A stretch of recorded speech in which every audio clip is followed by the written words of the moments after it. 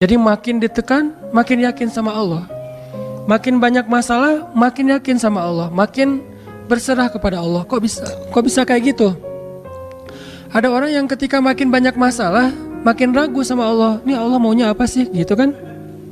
Ketika makin banyak masalah, makin kayak mempertanyakan takdir dan ketentuan Allah. Kenapa kok saya yang ngalamin ini? Kenapa saya dari dulu gak selesai-selesai masalahnya? Kenapa justru setelah saya berhijrah malah banyak masalah? Kenapa para sahabat sebaliknya? Makin dikasih ujian, makin wa ma zadahum illa imanan wa taslima. Gak bertambah kecuali iman dan kepasrahan. Jadi dikasih ujian malah makin yakin sama Allah, bukan makin ragu. Misalnya dia ganti nih model transaksi dagangnya, bisnisnya. Yang tadi mungkin syubhat atau haram, sekarang dia pakai model transaksi bisnis yang halal aja deh, yang aman-aman aja.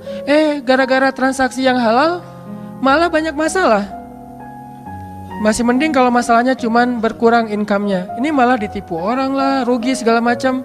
Mulai mempertanyakan, nih bener nggak ya saya ngambil jalan yang syariat segala macam, kok malah makin susah nih kelihatannya. Kenapa kita ketika diuji malah jadi ragu sama Allah? Kenapa saya katanya kalau misalnya saya jujur, saya akan dapat kebaikan. Ini gara-gara jujur malah nggak lulus. Ya mungkin nggak belajar tapi jujur. Yang satu lagi yang nggak jujur malah nilainya bagus mungkin. Misalnya nggak belajar tapi dia dusta. Kenapa para sahabat ketika diuji malah makin yakin sama Allah?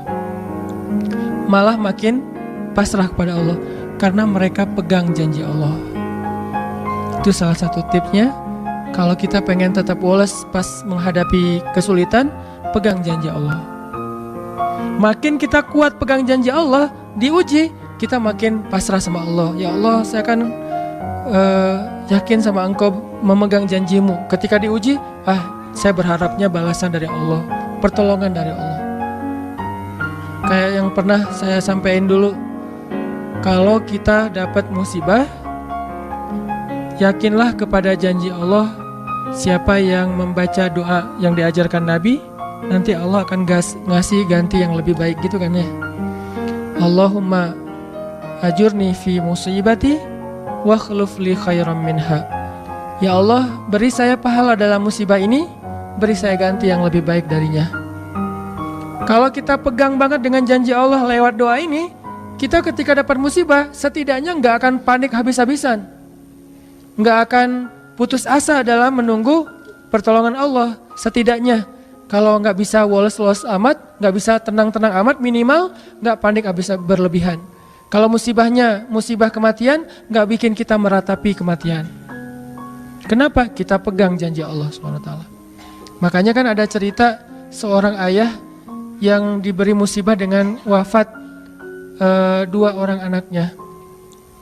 Anak laki-laki pertama meninggal. Dia bilang innalillahi wa inna ilaihi rajiun. Anak laki-laki kedua meninggal, dia bilang innalillahi wa inna ilaihi rajiun. Semua ini milik Allah. Allah yang memberi, Allah juga yang mengambil kembali. Suka-suka Allah, pasrah gitu. Nerima, ridho dalam bahasa agama. Bukan ikhlas ya. Kalau ikhlas itu dalam bab ibadah. Kalau dalam bab takdir namanya ridho. Raditu billahi robba. Saya ridho deh dengan ketentuan Allah, itu namanya ridho. Bukan yang ikhlas ya. Ikhlas apaan? Orang nggak lagi ibadah kan, lagi ada musibah. Jadi bukan yang ikhlas ya, bukan, tapi yang ridho ya. Kalau mau lebih tepat nih, tapi nggak apa-apa deh, pakai bahasa kita aja. Tapi kalau mau lebih tepat maknanya, yang ridho ya, sing ridho ya gitu, bukan sing ikhlas. Karena ikhlas itu ibadah ritual. Nah, dia ridho tuh, innalillahi wa inna ilaihi. Yang ketiga meninggal juga, dan dia mulai agak ragu nih, kok gini-gini amat ya. Suatu malam dia bermimpi 2 anaknya itu dalam mimpi itu ayah ini mau jatuh ke sebuah jurang yang di bawahnya api, kayak api neraka gitu. Ditarik sama 2 anaknya, cuman gak kuat. Kata mereka, seandainya adik ada di sini pasti bisa narik nih, bisa nyelamatin ayah.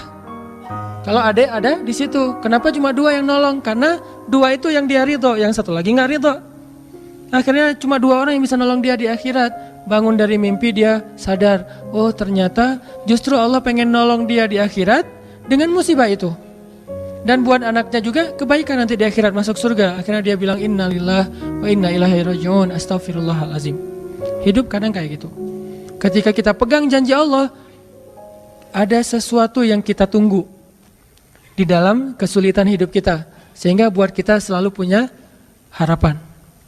Tapi kalau kita nggak pegang janji Allah, kita nggak nunggu apa-apa kecuali mengeluhkan keadaan kita, dan itu bikin kita lemah.